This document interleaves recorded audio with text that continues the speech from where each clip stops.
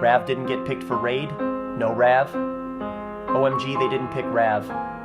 What is Rav gonna say about raid? Can't wait to see Rav vid on raid. Attention gamers.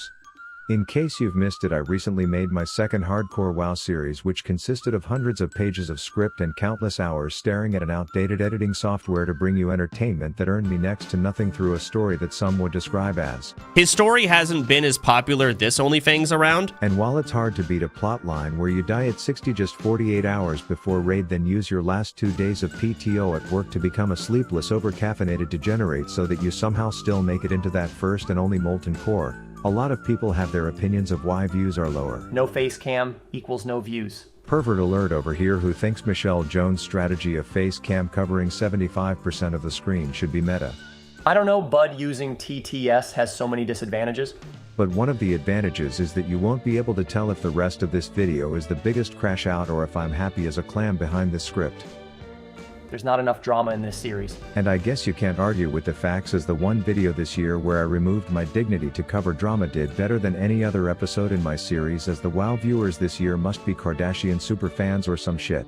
So I guess screw Rav the Avatar, I'm now going to make a new character, Rav the Roach, with the goal of aggressively trying to get my guildies killed through roach-like tactics. Type 1 below if you would watch that.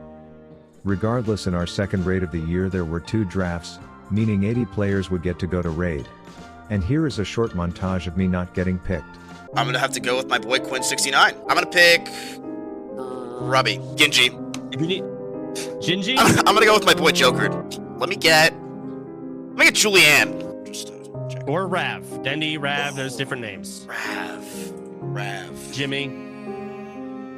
Rav, my boy. You can throw me Hubert. Now some people told me they were outraged when they found out one of the only people making actual content is behind 80 other people who milk toast, sat in Barons on repeat, playing through the same uninteresting gameplay loop on repeat. But that's obviously not how I feel about my friends.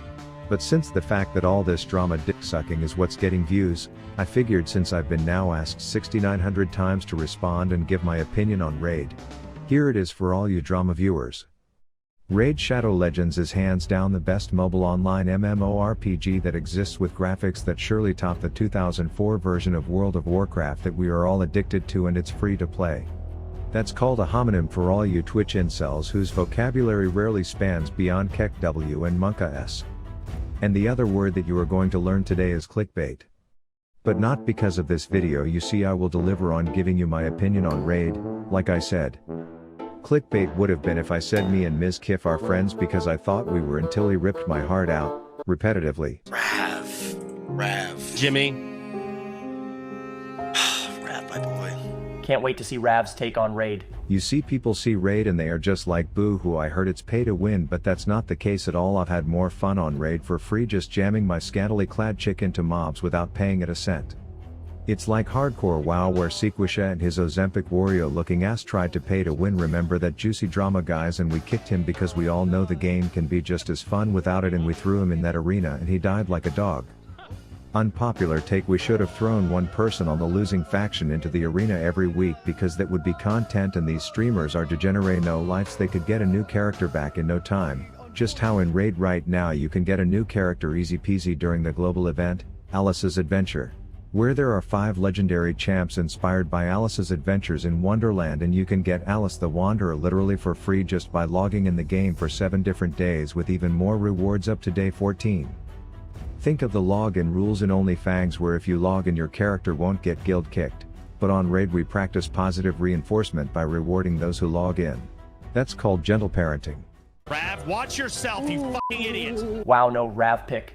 Can't wait to see what he says about this raid. Before we raid we need to dungeon, like how in this Alice event there's a dungeon that the Queen of Hearts herself made her home, and you can earn insane bis pinpoint gear before March 5th. And you can do this dungeon solo, so there's no chance you be in a group of 5 mouth breathers that decide to just marinate in the aggro radius of 2 additional packs, then make shitty calls while questioning others for roaching while they themselves are being about as useful as a screen door on a submarine. Aren't drama videos fun where Rav is petty enough to make the whole thing about his opinion on raid? My favorite way to raid is to start in the campaign, you know, a little PvE before I get the PvP. This is a progression system to make your troops stronger so that you can eventually take them into dungeons where all the good loot is. And there's no drama over that loot like in WoW where we have Mr. Yamato whining about something the main character of Swipe Club did, crying like a breastfed infant on a titty timeout, only to serve his punishment by removing any sense of viewable content from the OnlyFans audience. Did you guys know I spent 20 minutes alone in the arena last night? Here is the footage of that. How did all these people get picked over Rev? Everyone has their favorites, like here's my 2 favorite wintry champs. The first is George because I'm a fan of both the Nutcracker and a good murder mystery suspect, but also because this badass savage brings a lot to fights. His attacks have built-in armor pen for you League of Legends Andes, while his 3 abilities are a combination of a Shaman's Wind Fury giving bonus chances to gain extra attacks and turns while having a little Isfan Divine Protection Pally Bubble in the form of an unkillable buff. The second is Sir Nicholas, who also brings the unkillable buff to parties, which means these two together are like the cast of Deadpool, but then his abilities pack that Frost Mage Deep Freeze but with some healing to it, kind of like Season of Discovery mages RIP that game, while having an aura that gives the rest of his group that fat fortitude buff. A lot of people think he reminds them of a weaponized Santa Claus, but to me, he just makes me miss Pops. And Tyler, I have been in more fights and more scrapes and in more bad situations in my life than you will ever be. And it looks like Tyler ended up needing others that are used to fights and scrapes and bad situations by his side. Don't run, finish! Finish! Don't run, finish!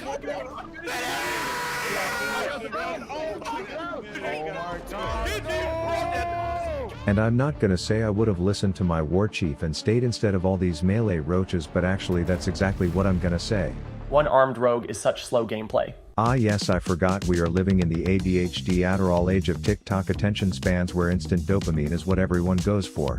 But you are in luck because Raid provides exactly that instant dopamine through their shards system, where you can open shards of various rarities and immediately ride that wave of joy getting new champs.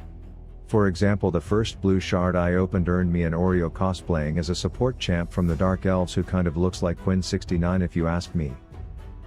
Moving towards the more rare crystals, we have a purple boy who unlocked a rare Drowned Bloodwraith, a combination of the Michelin Man and Davy Jones, but then we get to the legendary shards. The first champ I got from this is actually really good, and at first thought I was going to objectify her as a woman for the sake of drama, because I know you idiots love that, but Pilaf got kicked from the guild for that. I would never do such a thing. Then the second legendary summon reveals an epic Indalia, and I just have 2 words about her. Yes. But just to show you the depth of this game, her first ability places a provoke debuff on enemies, and as a reference, look how many damn buffs and debuffs are in this game. But yeah, she is a tanky retaliation based hottie with an aura that benefits everyone, and I just got her for free #TikTok dopamine. But at the end of the day, I can't really fault them for not drafting me, or by running with 39 when a fucking rogue died instead of putting another rogue in, because as some say, Rav is a liability. And having a liability with you in hardcore is tough when dying means starting from scratch with absolutely nothing, but that's a benefit of trying Raid right now, because they are giving away so much stuff I wish I had when I started.